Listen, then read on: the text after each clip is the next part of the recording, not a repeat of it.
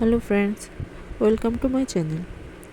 चलो आज के বানাচ্ছি আমাদের সাউথ ইন্ডিয়ার একটা খুব ফেমাস ডিশ ইডলি।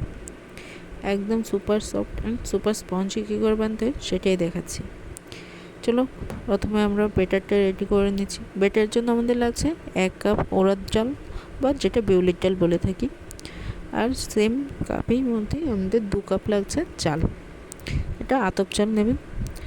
সব ভালো করে মিক্স করে নিয়ে ভালো করে ধুয়ে তাতে দিয়ে দিলাম 1 চামচ পরিমাণ মেথি।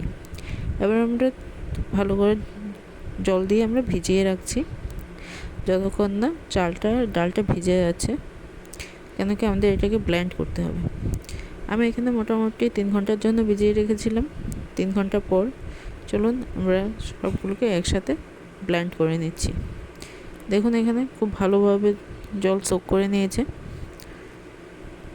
এখানে বলে রাখছি, যারা এখন আমার চ্যানেলটিকে সাবস্ক্রাইব করোনি প্লিজ প্লিজ প্লিজ আমার চ্যানেলটিকে সাবস্ক্রাইব করে নাও আর বেল আইকনটি প্রেস করে নাও, তাহলে আমার নতুন নতুন ভিডিও আসলে সবার আগে আপডেট তোমরা পেয়ে যাবে।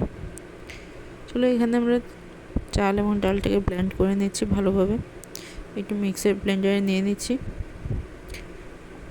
একদম মিহি করে ব্লেন্ড করে নেবেন, তাহলে আমাদের ইডলি স্পঞ্জি হবে এবং তোমার একদমই সফট হবে। দেখে নিন কনসিস্টেন্সিটা, খুব বেশি পাতলা করা যাবে না। এবার আমরা সেকেন্ড ব্যাচে দিয়ে দিচ্ছি চাল ডালের সাথে কিছুটা চিড়ে। বাস চিড়েটা অ্যাড করে ব্লেন্ড করে নেবেন। এখানে দেখুন ব্লেন্ড করে আমি একসাথে মিশিয়ে নিচ্ছি।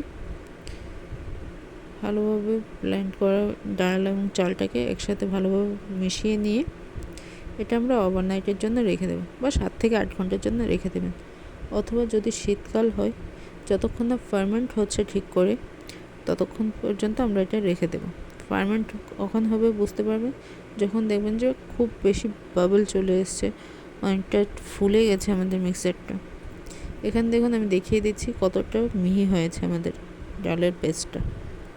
বাস আমি ওভারনাইটের জন্য রেখে দিচ্ছি এখানে। এবার দেখুন পরদিন সকালবেলায় আমি এটাতে স্বাদ মতো লবণ অ্যাড করে দিয়েছি।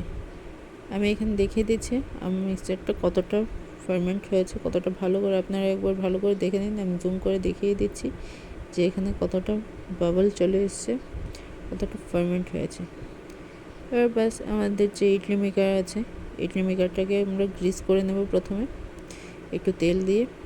আমি এখানে হাতেই করে দিচ্ছি, আপনাদের কাছে ব্রাশ থাকলে ব্রাশে করবেন কি হাতে করবেন সেটা আপনাদের ব্যাপার। বেশ ভালো করে গ্রিস করে নিয়ে 1 চামচ করে দিয়ে দেবেন। এখানে আমি আবারও বলে রাখছি, প্লিজ প্লিজ প্লিজ আমার চ্যানেলটাকে সাবস্ক্রাইব করে নিন এবং সাপোর্ট করুন, যেন আমি আপনাদের আরও বেশি বেশি অনেক সুন্দর সুন্দর ভিডিও আমি আপনাদের সাথে শেয়ার করতে পারি। এখানে আমি একের পরে 2টো প্লেট দিয়ে দিলাম ইডলি স্টিমারে। ব্যাস আমি এটাকে 10 মিনিটের জন্য স্টিম করে নেব হাই ফ্লেমে।